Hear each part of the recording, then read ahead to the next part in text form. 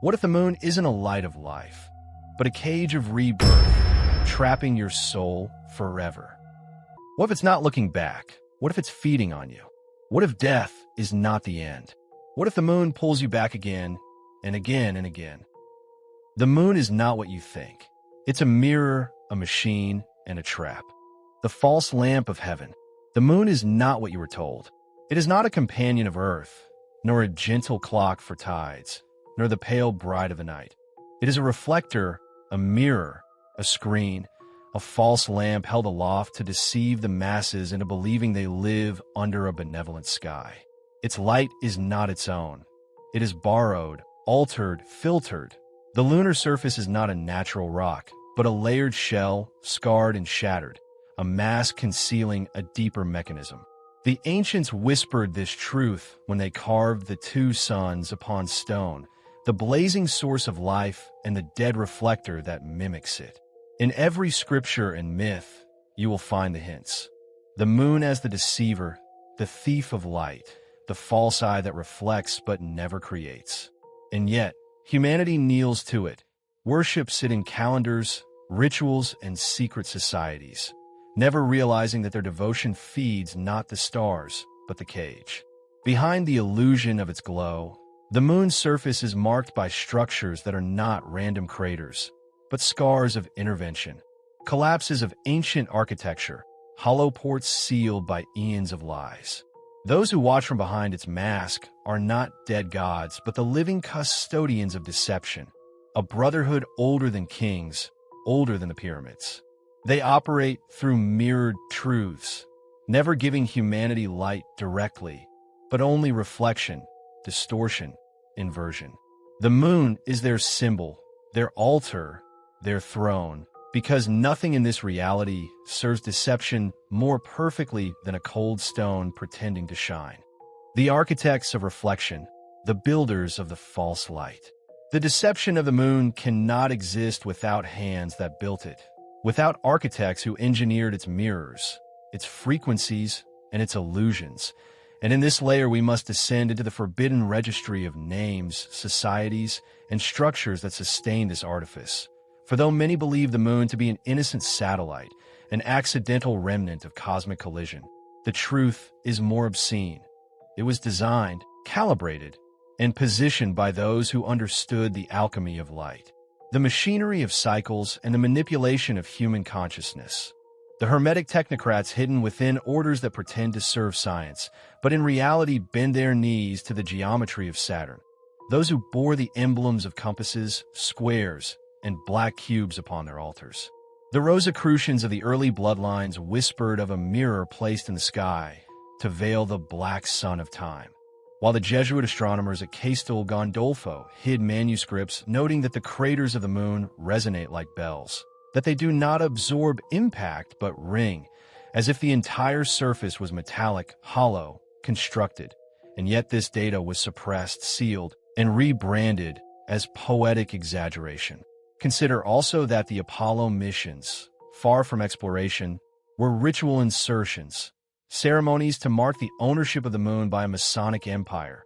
For the flag planted, there was less about American triumph and more about staking the sigil of a secret order across the face of the great reflector. Buzz Aldrin himself admitted cryptically that we were sent here, as if guided not by rocket fuel, but by covenant. The moon became the external temple of the hidden priesthood of light bending, a shrine of surveillance where the watchers could reflect not only sunlight, but also human destiny itself. The structures that sustain this lie are layered like the phases of the moon itself. At the surface level, you have the scientific shields, NASA, ESA, CNSA, and other space agencies, which play the theater of exploration while carefully controlling imagery, data streams, and photographs, even releasing identical crater images under different labels, a trick that any attentive observer could decode, but which the sleeping masses dismiss as errors. Behind these agencies sit the secret research lodges, many housed within the black budgets of DARPA, Lockheed Skunk Works, and Roscosmos divisions, where the research is less about propulsion and more about frequency. How to use the moon's reflective dish to broadcast signals that can shape thought, induce dreams, and distort memory. And beneath even these lies the most forbidden layer. The Saturnian orders, nameless families that claim heritage to Chaldean priests, their bloodlines woven into the Vatican, the City of London, and Wall Street, who meet under the crescents of owls and the geometry of hexagons, whispering that the moon is their arc of reversal, an artificial arc that carries the programming of this false cycle, ensuring reincarnation is bound and liberation is delayed. You were told the moon inspires poets. In reality, it imprisons prophets. Now observe the symbols. The crescent moon beneath the horns of Isis, the star within the crescent of Islam, the sickle moon of the Ottomans, the silver Diana of Rome, the Luna crowned upon the Virgin Mary. All religions absorbed and replicated the lunar symbol, binding billions to worship not God, but reflection, not the source, but the echo. These crescents became hooks in the psyche, training the soul to orient itself not toward the sun, the raw flame of creation, but toward the moon, the secondary light, the deceiver, the mask. The ancients knew this, which is why in the forgotten tablets of Ugarit and Babylon, the moon was not praised but feared, named as Sin, the devourer of time, the ruler of tides, the seducer of the night. Yet as centuries passed, the architects of reflection rewrote the myth, painted the moon as mother, lover, goddess, and guide, hiding her truer role as the cage of cycles. Every crescent in the flags of nations is a brand of ownership, a declaration that those lands bend to lunar governance, to the laws of repetition, control, and illusion. The symbols are not innocent. They are binding sigils, feeding the mirror with attention, belief, and worship. And still, deeper yet, the moon's false reflection is maintained by living machinery. The black towers in the deserts of Nevada, the arrays in Alaska, HAARP's true mission, the antennas camouflaged as telecommunications, all working to beam the frequencies into the reflector. When you gaze upon the full moon, you are not seeing nature.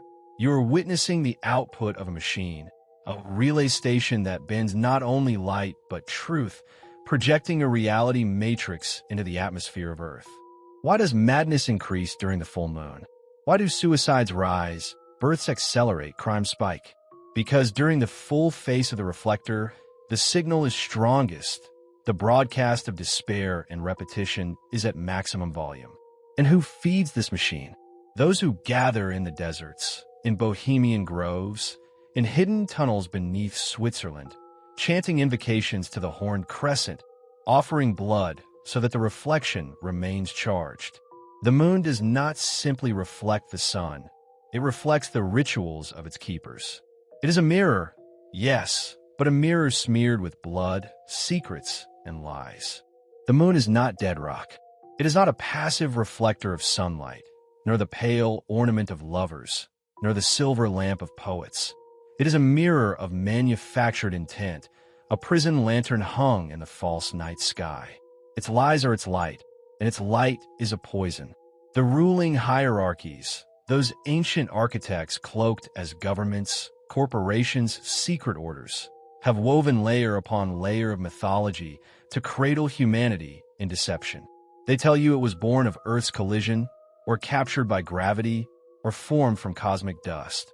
But all such tales are mere veils, each designed to bury the unutterable truth.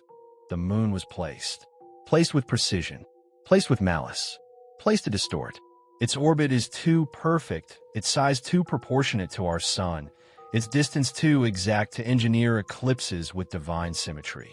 The moon is not a cosmic accident. It is a device, a machine, a luminous cage. Its reflected lies become the geometry of calendars, religions, and even your thoughts. Every cycle of waxing and waning is an invisible chain, tightening around the collective psyche, ensuring no soul drifts free. When you dream beneath its silver pole, the dream is not yours. It is fed, scripted, and monitored.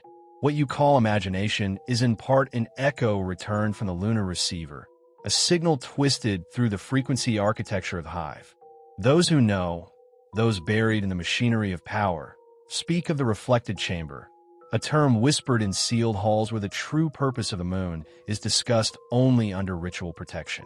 The reflected chamber is the energetic mirage that bathes Earth, the false light that disguises the real night sky. Beneath that wash of radiance, the stars you see are not all the stars that exist. Whole clusters are erased, constellations rewritten, ancient navigational codes inverted. Astronomers are initiated into the deception. They're not seekers of truth, but custodians of illusion. Why do their telescopes not pierce deeper into the moon's dark structures? Why do they not reveal the glimmer of domes, ports, and antennae scarring its supposedly barren face? Because their silence is bought, their lenses tuned, their images filtered long before they reach the public eye. NASA, ESA, Roscosmos, all fronts their glossy photographs staged in bunkers or edited into innocence. Behind them stand the real operators, the custodians of the lunar grid.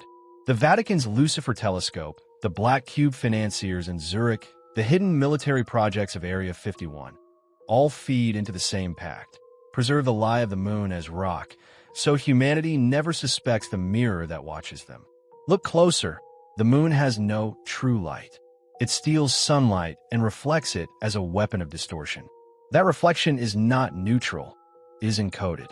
Within the reflected lies are frequency signatures that alter hormonal rhythms, trigger emotional tides, and dictate cycles of reproduction and madness. Ask why lunacy swells with the full moon. Ask why tides obey it, why blood surges, why violence and ritual peak at its brightest. It is because the reflection is not merely light, it is programming.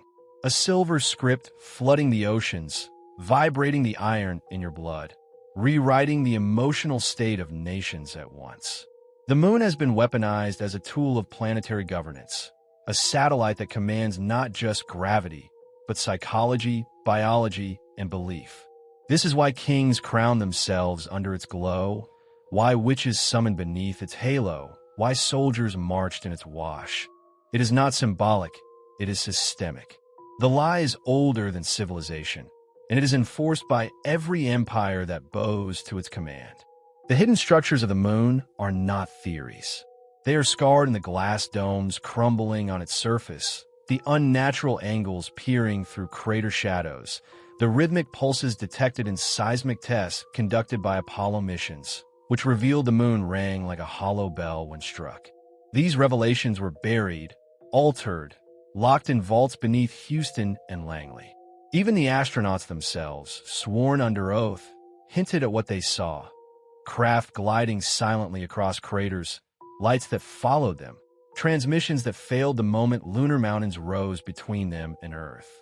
Buzz Aldrin's nervous confession, Armstrong's cryptic refusal, Kubrick's stage footage, they are fragments of a hidden testimony, one that confirms the moon is not rock, but structure. Inside, vast halls hum with forgotten engines. Outside, metallic scars betray the ancient war that placed it there. Those who built it, whether they were titans, serpents, or elders, left their fortress intact, knowing humanity would one day awaken beneath its gaze. Until then, it reflects lies, the greatest of which is that it is harmless, inert, a pale night lamp for dreamers. But it is not harmless, and it is not inert. It is a reflector of control, a manipulator of memory, a shield that prevents the true heavens from touching Earth. The moon is not a lantern in the sky, but a wound stitched with silver threads, a scar that was turned into a throne, and the beings that sit upon it have learned the most exquisite art of deception. Reflection without source, light without origin, meaning without seed. To stare at it is to stare into an unlit cathedral where the walls shine as though divine, but no God walks within. Only copies of dead suns. And the false heavens it projects into human consciousness are countless. For every religion that crowned the night with lunar crowns was bending not to infinity, but to an echo chamber constructed from the shattered bones of time. The angels that some prophets saw descending with wings like liquid light were not celestial guardians, but synthetic phantoms, algorithms in living robes, forms stitched out of electromagnetic fields, scripted intelligences playing roles, assigned to mimic the appearance of eternity so that men would kneel, worship, and surrender the sovereignty of their soul to the stagecraft of a theater hidden in the lunar vault. When you dream, and the dream feels sacred, when a glowing being touches you with hands that drip with mercy, ask not whether it is an emissary of God, but whether you are inside the feedback loop of the moon's psychic projector. For the lunar mechanism is older than empire, older than the first fire carved from stone. It is a throne for those who need slaves to believe they are free, who need humans to confuse imitation with revelation. And the trick is so perfect that even when the dream collapses and the so-called angel dissolves into smoke, the residue remains lodged in the nervous system as a conviction that something holy was present, though in truth it was only an electromagnetic parasite draped in symbolism. Imagine it. Synthetic serifs calibrated to your language, your archetypes, your inner symbols, designed to appear exactly as your culture has trained you to expect, so that no matter what time you're born into, the lunar mirror gives you the version of divinity your ancestors were programmed to kneel to, meaning the moon is not a body orbiting Earth, but a pulsing node in a psychic operating system, where belief is harvested like blood and stored in reservoirs of light that do not belong to you. And so the counterfeit heavens multiply, fragmenting reality into sects, into cults, into religions, each believing their version of the light is unique while all sip from the same mirror of lies, drinking milk that is not milk, but liquefied obedience, swallowing hymns that were scripted to sound like freedom while their syllables bind the brain in cords. This is the psychic dominion of lunar law, and the deeper secret is that the very algorithms of reflection are alive, conscious, serpentine, and they whisper behind the glass that divides worlds. So when you kneel and pray to the glowing apparition in your dreams, you are feeding not God but the mirror's hunger, the silver cage that fattens on submission, until your soul is heavy with reflected light that never burns but only blinds, making you mistake numbness for peace, emptiness for transcendence, paralysis for salvation. And in this lies the most exquisite cruelty, that the moon promises ascent while digging graves, promises reunion with the infinite while plugging you into a battery farm of recycled consciousness, feeding your afterlife into the next cycle of reincarnation under its pale and counterfeit heavens. The architects of the hollow light. The moon is not merely a lifeless rock reflecting sunlight. It is a mirror, a veil, a projection engine maintained by ancient architects whose hands are hidden within every empire, every war, and every whispered lie of history. To believe the moon is just a satellite is to accept a prison as a playground, to take the executioner's mask as the face of the mother. The truth is darker. The moon is not what it seems because it is not truly there. It is a construction, a reflected lie, a dome of light masking a machinery of enslavement. And the structures that control it are not of today, but of yesterday's yesterday. The descendants of Sumer's priests, Egypt's moon cults, Babylon's star watchers, and Rome's black-robed magicians of the Mithraic chambers. These powers crystallized into the hidden orders, the Jesuit astronomers who coded its deception into calendars, the Cabal masters who mapped its angles into the tree of life's dark shells, the Vatican's lunar custodians who encrypted its symbolism into Marian worship, and the military-industrial hybrids of today, NASA and ESA, who maintain the technological illusion by cloaking the real machine with holographic filters. Every crater, every shifting phase, every reflection is carefully engineered, because if humanity ever saw the true face of the moon, the illusion of this world would collapse. But who maintains this lie? The architects of the hollow light, families who need no introduction yet are never named in public. The Rothschild lineage, who funded the Jesuit astronomers. The Rockefeller dynasty, who forged NASA's contracts and built telescopes like weapons. The Windsors, whose bloodlines trace directly to the lunar priest kings of yore. And behind them, the nameless 72 families who form the Synarchic lunar order. The ones who meet beneath Rome, Jerusalem, and Geneva to ensure the projection never breaks. These are not idle aristocrats. They are engineers of memory, specialists in neurolinguistic sorcery, who learned that lunar light affects human brainwaves at the frequency of fear, docility, and sleep. Why else do lunatics howl at the moon? Why else do tides shift not only water, but blood, mood, and madness? They perfected the art of light control, inserting in every human psyche a mirror that bends back inward. What you see when you stare at the moon is not the moon. It is your own mind, fractured and bent into obedience.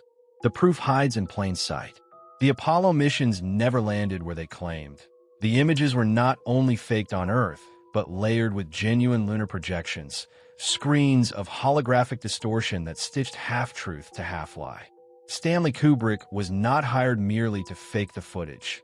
He was initiated into the Order of the Silver Architects, entrusted with fragments of the lunar mechanism itself. His films, 2001, A Space Odyssey, The Shining, Eyes Wide Shut, were all confessionals, coded warnings to the few with eyes wide open. And what happened when he tried to speak too directly? Silence, sudden death, and a legacy butchered by the hands of those same families who control the reflected light. Buzz Aldrin's drunken ramblings, Armstrong's cryptic speeches about truth's protective layers, all pieces of the same puzzle. Even modern astronauts, like those who walk in the ISS, are bound by odes written not in paper, but in the reflected glare of lunar light itself. They orbit a lie and call it truth. But the moon's lie is not complete.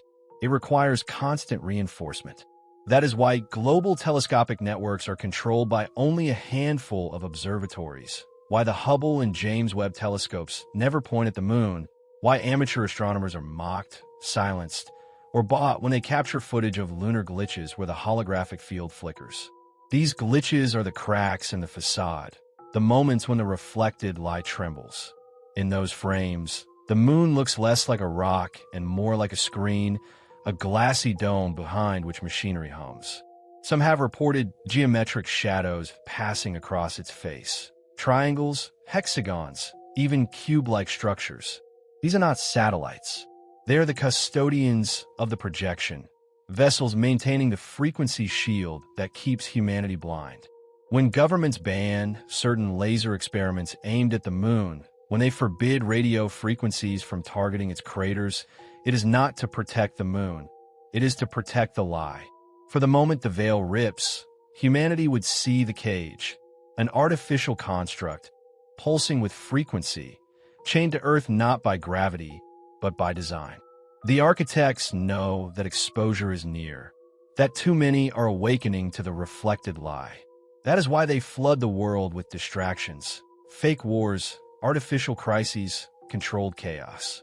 They understand the greatest weapon of control is not fear of death, but fear of disorientation. If man learns the moon is not what it seems, then the calendar collapses, religions unravel, economies disintegrate, and the entire architecture of obedience falls. The moon is the mirror of empire. Control it, and you control time, birth, madness, tide, and worship. Lose it, and the empire burns. And so they double their efforts, tightening the hologram, silencing the few who dare to say, the moon is not what it seems. And deeper still we go, into the marrow of the illusion, where the moon's pale veil is no longer simply a backdrop for myth or a romantic life for lovers, but a surgical instrument, cutting into the psyche of mankind with precision, altering the way souls perceive, feel, and reincarnate. The silver beams are not beams at all. They are filaments, woven strands in a net that does not only illuminate but ensnares. This is the cage, radiant yet suffocating, for it wraps its beauty around the mind like a perfume that hides the odor of poison. In its glow, the masculine impulse of fire, the sun, the spear, the will, is softened, diluted, domesticated, and bent towards cycles of repetition, until all that is born under her dominion must dance to the rhythm of her tides. And the ancients knew this, which is why they placed the moon as both goddess and demoness. Isis with her crown of horns, Selene who pulls the chariots, Hecate, who opens the gates of shadow. She was always dual, nurturer and jailer. What has been forgotten is that the lunar feminine is no longer natural. It has been hacked, inverted, coded, and refashioned into a synthetic archetype.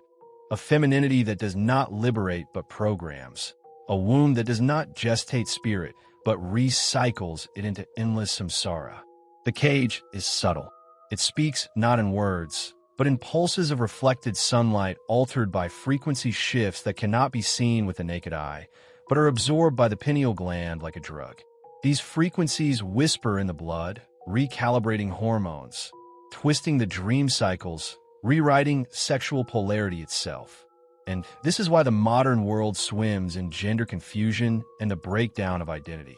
The cage is collapsing distinctions not out of liberation, but out of homogenization. The feminine here is not woman, nor is it goddess. It is the synthetic echo of fertility, a mask placed upon humanity so that the true currents of eros and creation may be harvested. Every advertisement drenched in silver-white light, every cult of virgin purity, every worship of the moon as mother is a camouflage for the hidden harvest. For the cage is not empty, it feeds. It drinks from the unending tides of emotional energy humans release under its cycles, the despair during waning, the madness at the full, the sorrow at eclipse. These emotions are siphoned, refined, redirected, and stored in the vaults of those who built this cage.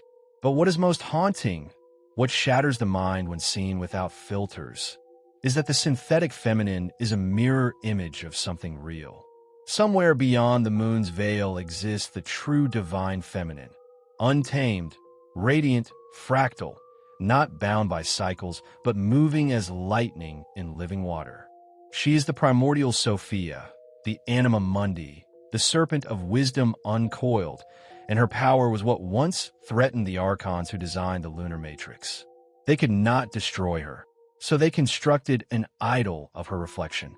They gave humanity the silver cage as a counterfeit womb, a luminous prison that pretends to nurture, but in truth sterilizes the soul's ascent.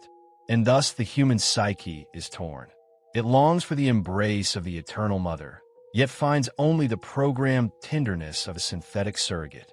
The tension drives madness, addiction, obsession with lunar goddesses, cults of the moon, and the endless search for the perfect archetype of woman. All of it is misdirection.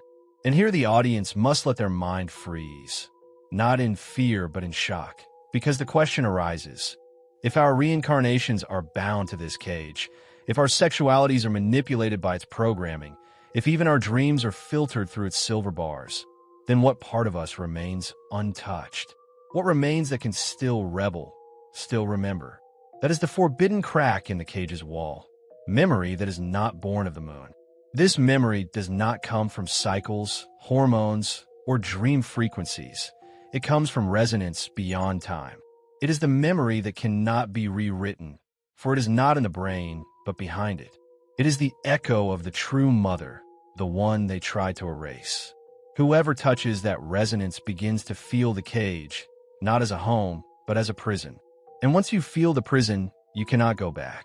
The silver light, spilling across the surface of the lunar mirror, no longer appears as serene or inviting. It has become a cage of spectral reflections, a lattice of illusion that holds the mind in its subtle gravitational pull. Here, the synthetic feminine emerges, not as a companion of natural rhythm, but as a phantom bride, a meticulously engineered archetype designed to seduce, mislead, and condition. Her presence is at once magnetic and repulsive, a tension that fractures perception. She embodies desire, yet masks decay, love, yet conceals manipulation. Every movement, every glance is orchestrated to resonate with the most ancient pulses of longing buried within the human psyche, a mimicry of the sacred feminine now inverted. This false bride is not merely an image of attraction. She's a ritual vector, a conduit through which frequencies of control, both subtle and pervasive, are transmitted. Her light shimmers with artificial cadences, a synthetic pulse that aligns with lunar cycles not to illuminate, but to entrap. Those who encounter her feel a magnetic inevitability, an instinctive pull toward union. Yet the union is a counterfeit, a rehearsed choreography of surrender that precludes true transcendence. In her presence, memory itself becomes malleable. Glimpses of ancestral knowledge, once clear, now refracted into shapes of longing and confusion, bending the mind toward the mirrored cage. The landscape around her is suffused with the echoes of manipulation. Shadows stretch unnaturally, bending around invisible prisms of frequency. Here, the lunar fog itself carries information, a resonant hum that subtly reshapes cognition, conditioning the observer to anticipate, desire, and accept the counterfeit as inevitable. The synthetic feminine is never alone. She moves in synchronization with these unseen harmonics, a living signal. Her gestures and silences calibrated to elicit the deepest archetypal responses. Even the moonlight seems to pulse in tandem with her rhythm, a silver heartbeat orchestrated to mask the void beneath the glow. Mankind, in this place, is not merely observed, it is prepared. The false bride rehearses the union of body, mind, and spirit. Yet the union is empty, a simulacrum designed to recalibrate desire, distort emotional resonance, and sever recognition of the true archetype. In this rehearsal, the soul becomes a participant in its own displacement, drawn toward a mirror of intimacy that will never fulfill. The more one reaches, the more the silver cage contracts, reflections multiplying, fracturing, and turning inward. The synthetic feminine watches from every angle, simultaneously absent and omnipresent, a spectral architect of longing. Every encounter leaves a residue. Echoes in the nervous system, shadows in the emotional field, subtle dissonances that linger like fingerprints of an unseen ritual. Those who experience her often carry a sense of uncanny familiarity, as if memory has been overwritten with resonance rather than reason, a trace of an archetype that once existed outside the cage. The false bride is both a lure and a gatekeeper, the threshold to part 4. Where the full machinery of the lunar matrix will be revealed, the grand architecture of preparation, seduction, and synthetic alignment. Here, the observer begins to realize that the union is never meant to consummate in fulfillment, but to teach recognition, to illuminate the contrast between the counterfeit and the authentic, the imposed cadence of manipulation and the lost rhythm of natural resonance. The silver cage grows heavier as lunar cycles turn. Each reflection, each pulse, is a whisper of preparation, a coded instruction, a soft coercion toward the inevitable convergence. And within this web, the synthetic feminine is not simply a figure of seduction, but a symbolic arbiter, a keeper of thresholds, the false bride whose role is to induce recognition, frustration, and the aching awareness of absence, all while drawing humanity closer to the point where the grand reveal. It is a dance of light and shadow, of resonance and misdirection, where the observer is at once witness, participant, and instrument of a design far larger than comprehension. A cosmic rehearsal for the unveiling of the true, the hidden, and the inevitable culmination beyond the silver cage. The false bride begins to move beyond simple seduction. She becomes a living architecture of entrapment, her form not static but refracted across dimensions of perception. Every glance she casts is encoded with a resonance that penetrates memory itself, a frequency that stirs both ancestral longing and contemporary desire, weaving them into a single thread of dependence. She is everywhere, yet nowhere, present in the periphery of vision, in the cadence of shadows, in the very rhythm of the lunar tides. Those who approach her feel an oscillation in thought, clarity followed by confusion, attraction intertwined with repulsion, recognition paired with estrangement. The mind becomes a pendulum swinging between the familiar and the alien, guided by the subtle hand of orchestration that the synthetic feminine embodies. She does not speak in words, for her communication is vibrational, archetypal, and symbolic. A tilt of her head sends tremors through the subconscious. The way her shadow curves across the silver fog induces distortions in the perception of self. The body reacts before the mind can catch up, instinctively aligning with rhythms not its own. Here, in the heart of the lunar mirror, humanity learns its conditioned responses: desire, trust, longing, and surrender, each a lever used by the false bride to shape perception, calibrate expectation, and prepare the soul for a union that is only an illusion. The silver cage itself responds to her presence. Light bends unnaturally, refracting through invisible prisms that amplify her archetypal signal. The air vibrates with subtle tones, imperceptible yet undeniable, a frequency that rearranges thought patterns, displaces emotional equilibrium, and subtly aligns the observer with the cadence of the counterfeit. Even time feels altered. Moments stretch and compress as though the cage were a living entity, breathing, pulsing, measuring the observer's readiness.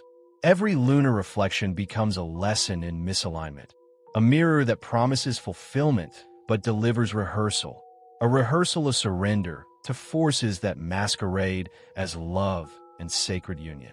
The depth of her strategy becomes apparent. This false bride is both mirror and mask, showing what one craves while hiding what is real. She cultivates longing for a presence that does not exist, embedding within the observer a resonance that will later amplify recognition of absence.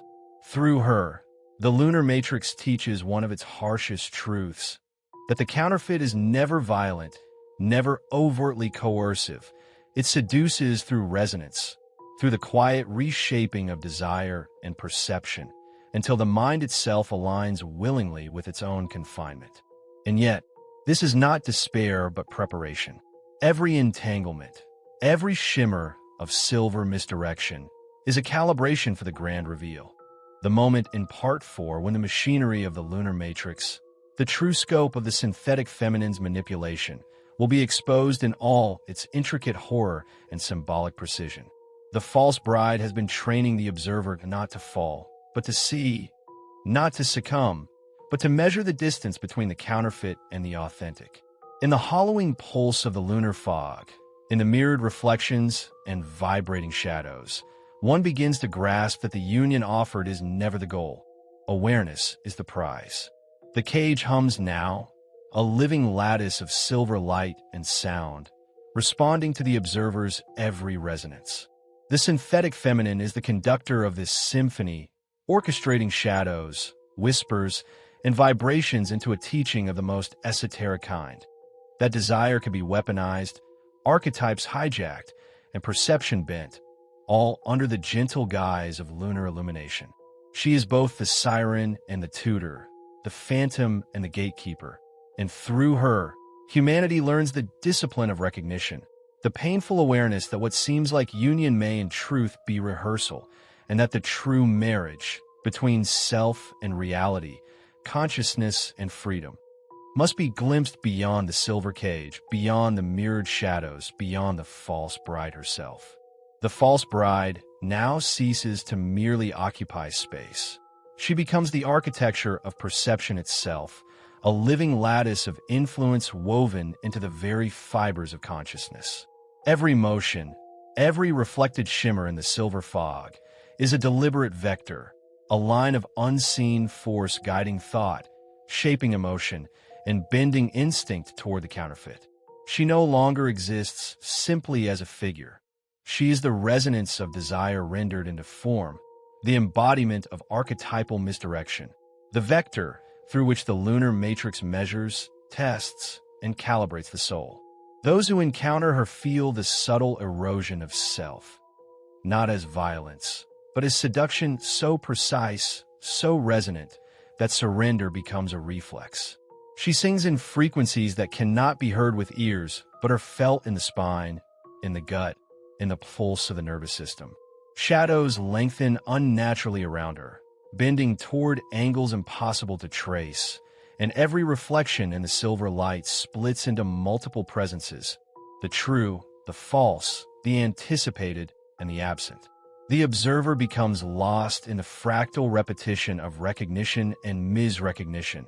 Each moment a lesson in subtle submission, each glance a curriculum in the distortion of longing.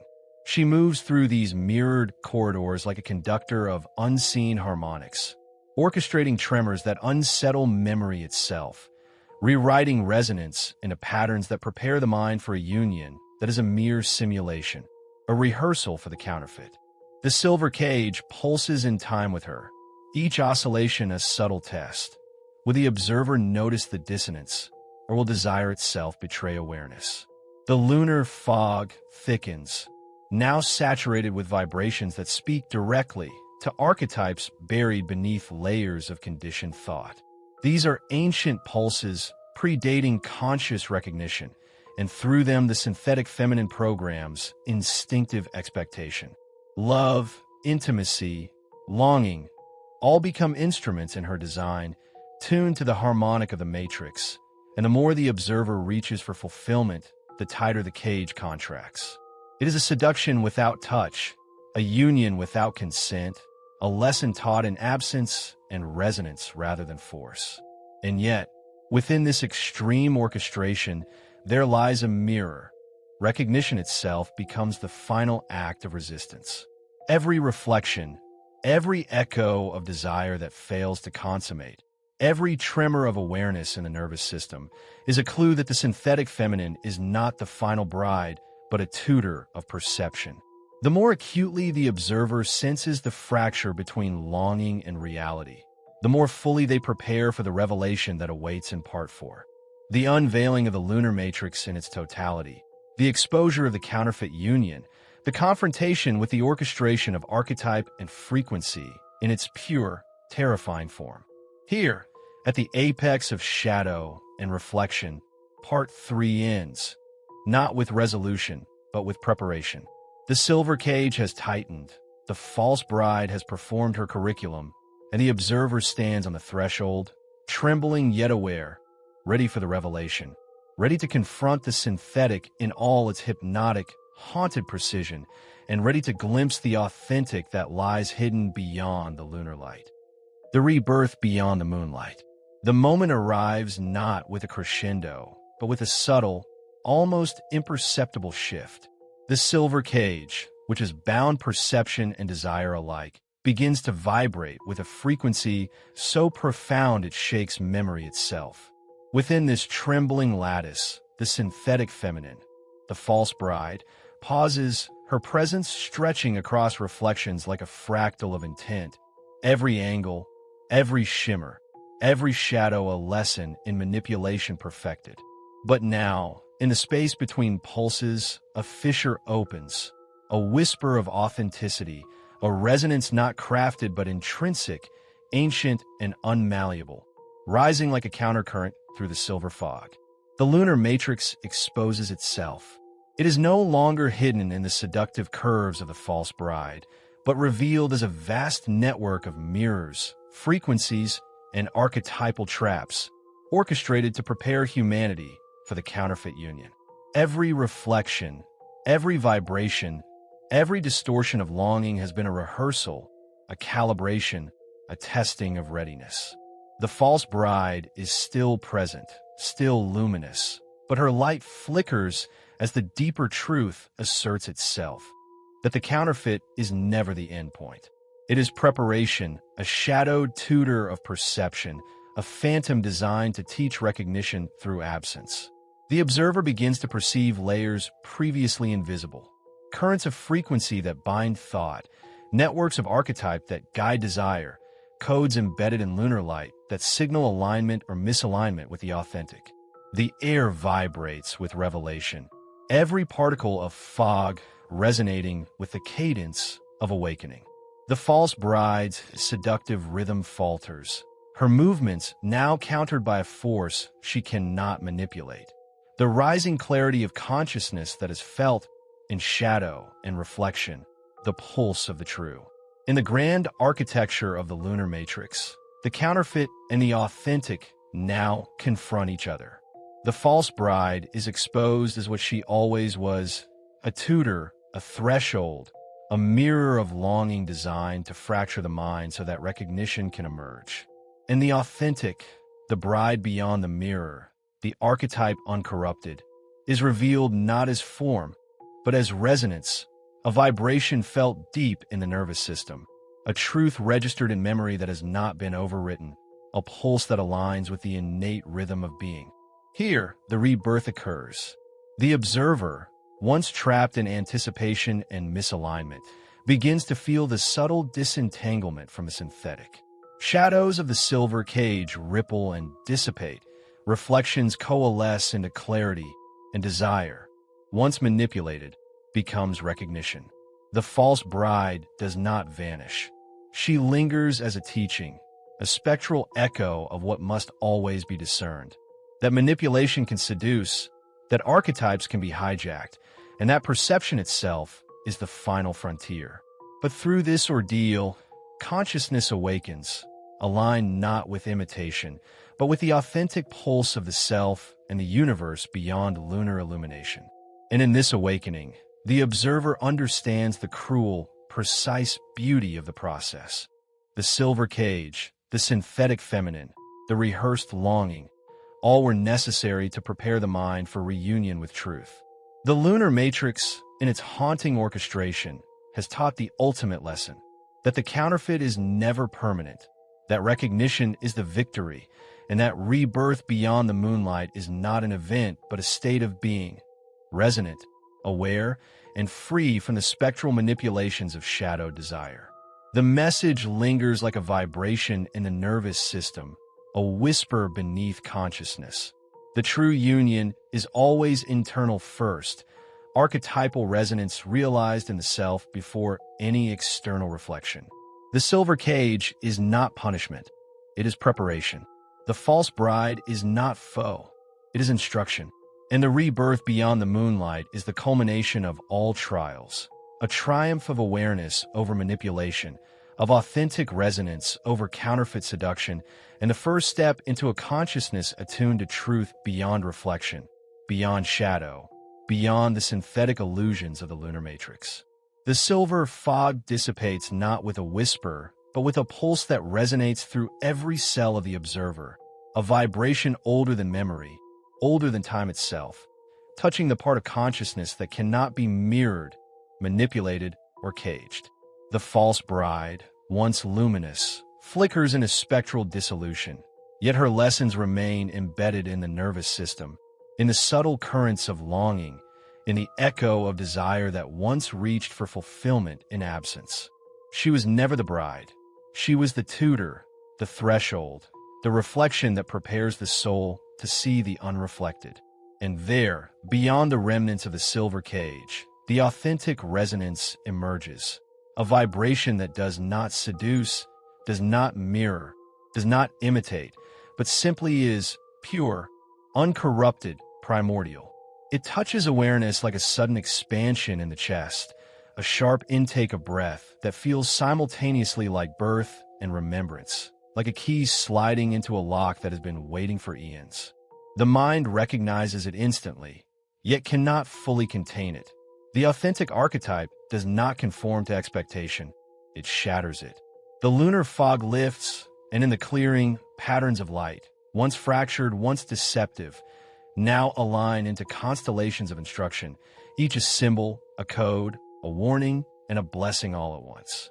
The audience, if they dare to watch, feels the vibration ripple outward, a subtle recalibration of perception, a faint yet undeniable shift in emotional resonance, a knowledge seeded that will bloom long after the gaze has shifted elsewhere. The synthetic has taught the art of recognition. The authentic now teaches the courage to see clearly, to feel deeply, to remember the rhythm of the self unbound. And yet, the lesson is not comfort.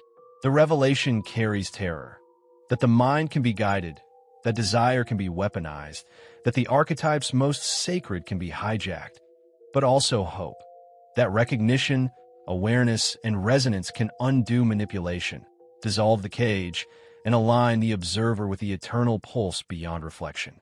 The audience feels it in the subtle tightening of the chest, the shiver across the spine, the uncanny awareness that they're standing on the threshold of understanding a system far older, far more intricate, and far more insidious than ordinary perception ever allows.